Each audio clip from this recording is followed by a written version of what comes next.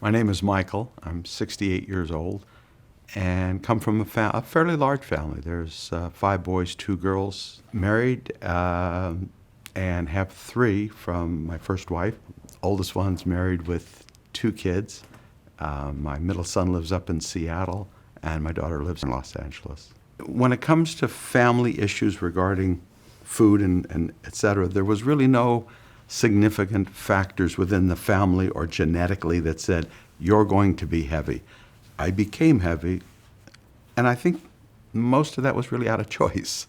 I ate, and I enjoyed eating, and tended to eat the wrong things.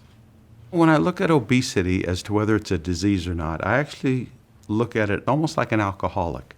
And I look at it as if I'm an alcoholic, I'm just addicted to food. And so when I look at the kinds of things for, let's say, the last 15, 20 years that I've gone through, like many weight loss individuals, there's a yo-yo effect of losing, gaining, losing, gaining. That occurred throughout my life for the last 20 years. So is it a disease? It's classified as a disease when you get to morbid obesity and things of that nature. So to that extent, yes, it is a disease. But at the same time, there's a lot of choices that are made within that process. Eating's a necessity. So to say it's an addiction, making choices that are poor could be an addiction. A gallon of ice cream or a half a gallon of ice cream or a pint of ice cream, and still ends up being a choice. Probably started having weight issues by way of noticing it as being significant anytime after my 40s. And then it just seemed to creep up almost every 5 years, another 10 pounds, and never went anywhere else other than just up. When it comes to how many different diets did you approach, I could count on my hand 3, 5, 7, whether it's Jenny Craig, whether it was Weight Watchers, going back to a period in time when fen was the thing. All of those things were part of what I addressed. And in a way, I'm almost glad to say I'm glad I did each one of them. And the reason I say that is because, like many things in life, it's a series of cumulative experiences. You learn from each one of those. Many weight loss patients, including myself, when it comes to medical issues, live in denial. Clearly, I fit into that category. In 2005, 2006 or so, I had a blood clot, lower leg, and how it occurred, I can't answer it. In terms of whether it was on an airplane traveling, whether I bumped into a table, I can't answer how it occurred. But I was so ripe to have that blood clot. I mean, you could cut me and I wouldn't bleed. I would just simply ooze a little bit. So my blood sugars were inordinately high. I wasn't eating right. There was limited activity. I was overweight. And my doctor clearly said, you need to lose some weight, of which I did. Lost maybe 30, 40 pounds and came back a year later. And real specifically, I had regained the weight. And he just looked at me, and my wife was with me at the time, and dead seriously looked me in the eye and he says, I can't help you anymore. He says, you have a death wish, and there's nothing I can do for you, but I'll keep you alive. And I was jolted. And he says, right now you're on 3 medications. When you're 65, you'll be on 5. When you're 72, you'll probably be on 7. And once you're 75 and over, I'll probably have you on 8 different medications to keep you alive. He did say you need a bariatric surgery. And I at that time said, I can do this on my own. That was a real clear picture from my doctor as to what the future was going to be for me, given the weight that I had gained. But I did go back and say, no, I can handle this on my own. I can still lose this weight. And I did. Lost another 40 pounds, kept it off for about an hour and a half, and then it just regained. I'm going to take a guess that my weight at the time the doctor had said I had my death wish I was probably 270, 275. When I got to 295, then I knew I really have an issue here, and I'm not managing it.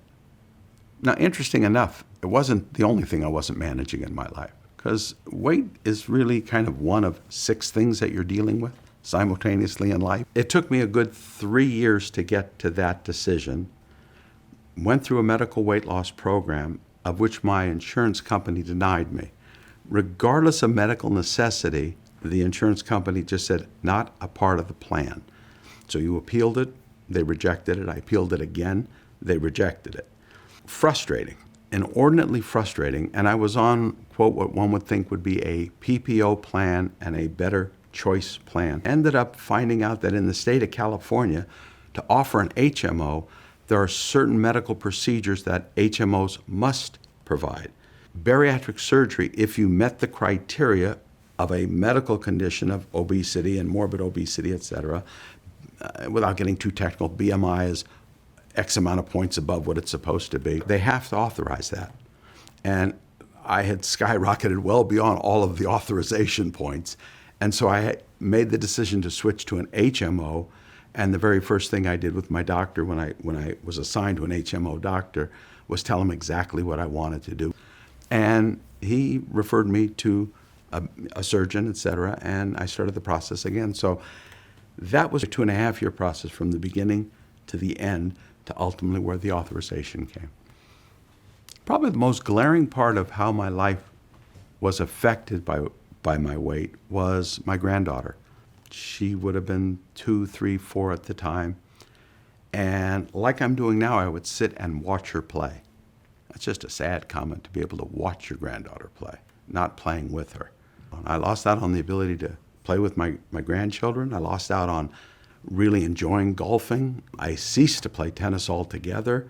Your life became much more sedentary. You just lost out on the joy of much of what goes on. I think that's the most critical part of weight loss to begin with when you're choosing the path of bariatric surgery, is really what's the homework that's done before. You go through a psychological exam, you go through a nutritional exam, you're talking with a variety of counselors, you're talking with medical doctors along the way. The reality is any medical weight loss program, and I don't mean this in a negative way, the mere fact that you have the surgery, you can mail in the weight loss for 3 to 6 months. Your stomach's smaller, you're uncomfortable, you don't want to eat as much. Lo and behold, you're consuming less. But if you haven't done the homework prior to, if you haven't made the commitment to make those internal changes in terms of what you're going to consume, how you're going to consume it, the way you're going to consume it, it's not going to be successful. Smartest thing I ever did was have absolutely no expectations. Whether I ended up at 210, whether I ended up at 220, it's all better than 295. I ended up at 190 after a year and have maintained that 190 weight for close to 3 years now.